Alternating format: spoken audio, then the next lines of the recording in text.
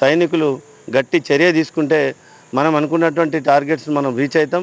అప్పుడే మనం దేశం సుభిక్షంగా ఉంటుంది. అంతర్గత శత్రువులకు కూడా బుద్ధి వస్తుంది. మనం పీస్ఫుల్ ఉంటాం. భవిష్యత్తులో మన ఆర్థిక దేశంగా మరి ఏదైతే 2047 టార్గెట్లో మరి అగ్రదేశంగా వెలగాలనుకుంటున్నామో వీళ్ళందరినీ అణిచివేస్తేనే మనకు భవిష్యత్తు ఉంటుందని చెప్పేసి ప్రతి భారతీయుడు కోరుకోవాలి. నేను కూడా అదే కోరుకుంటున్నాం.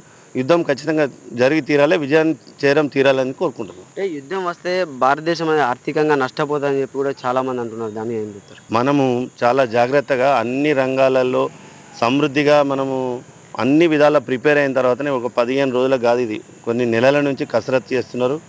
మనకు ఉన్నటువంటి ఆర్థిక అవసరాలు కావచ్చు, లేకపోతే ఆహారం కావచ్చు, నిల్వలు ఒక 5 సంవత్సరాలు మనకు లేకపోయినా కూడా 5 సంవత్సరాల దాకా కూడా మనం సహజంగా నేచురల్గా ఉండేటువంటి అవకాశం ఉంది.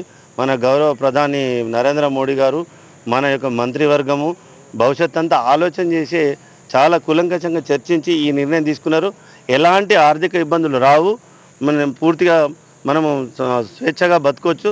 ఈ యుద్ధం ఎంత సాగినా మనకి ఇబ్బంది లేదని చెప్పేసి కోరుకుంటున్నాను.